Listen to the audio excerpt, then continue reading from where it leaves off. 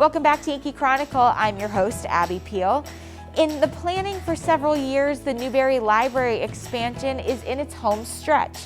Let's hear more about the need, the plan, and the vote coming up at town meeting that could get shovels in the ground. Hi, ladies. A year ago at town meeting, the voters approved $200,000 to do the preliminary work toward constructing the library.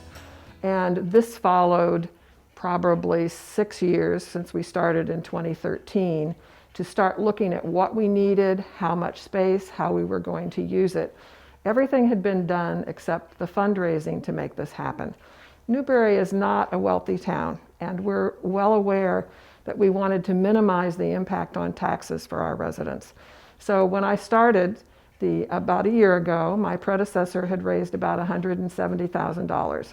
But I've learned so much, and what I've learned is how generous people have been, both the Newbury voters who love the library, our seasonal residents who also love the library, some of the local banks who have supported us, and a couple of foundations as well.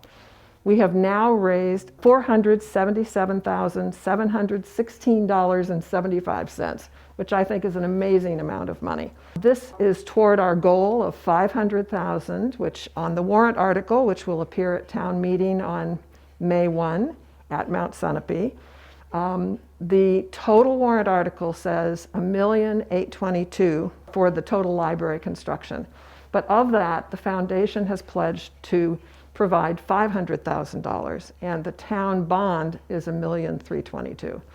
This results in a tax impact for our citizens of only $13 a year for the first year and $11 a year for every year after that per $100,000 of assessed value on their property.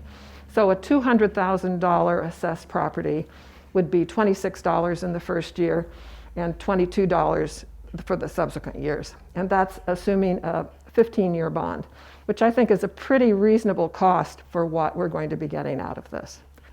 Now I'd like to introduce our library director, Leah McBain, who's going to show us a little bit about the specifics that are going to happen with this new library expansion. So our designs took into account the current space that we have. So as we're walking in, we're looking at some modifications to existing structures. Right here at the beginning, we have a new meeting room in the tower space where the middle school collection currently is. This is important for our community because we do find a lot of people needing to use our space for meetings, for business purposes, for quiet spaces for study. This space here, we move all of the computers into one central location. This room is for processing of materials and technical work, which we currently don't have a space for. And you can see through this window here, staff will have a view to the teen room. It's an existing space, but it's a new function. We do have teens who use the space currently, and also teens who we hope to bring in the future for homework help.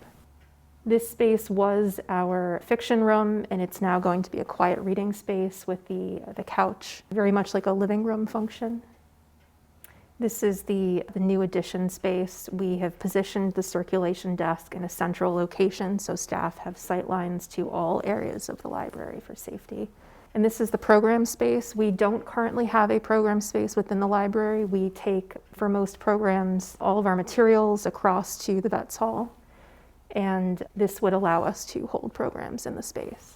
This is where our fiction collection will be, along with some soft seating. And in here is the addition to our children's room. We'll have the children's collection in this area, and then we have room in the existing children's space for programming, like after school and story time. And this is important because we do a lot of after school programming currently. So the significance of the expanded children's room is that we want to allow a space for parents to browse our collection at the same time as after school programs or other children's programming. The children's room has also added a bathroom as an addition, so parents don't have to take kids all the way back through the library to get to the bathrooms. Families love our children's programs. We enjoy providing this for the community, and this is just a way of supporting that service. The library's current space is about 2,800 square feet. This addition is going to double that in size. A lot of the reasons for doubling are also due to collection space. This current building was built for 15,000 volumes.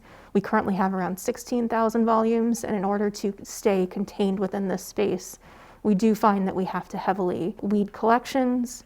We have to creatively shelve and organize our space. And a lot of our shelving is also not very accessible, with high shelving and low shelving, and also very tight aisles for some of our shelves. So libraries occupy a very different space in today's communities. We are a lot more than just book repositories. We are places for people to gather. We are a human connection in a very digital world. We are a place for people to search for jobs, to better their lives, to educate themselves through programming as well as through books. And we are very much a part of the community, and that human connection that libraries provide, I think, is something that is extremely important in our world today. Thank you, Leah. I want to encourage Newbury voters to join us on May 1. That's a new time and date this year.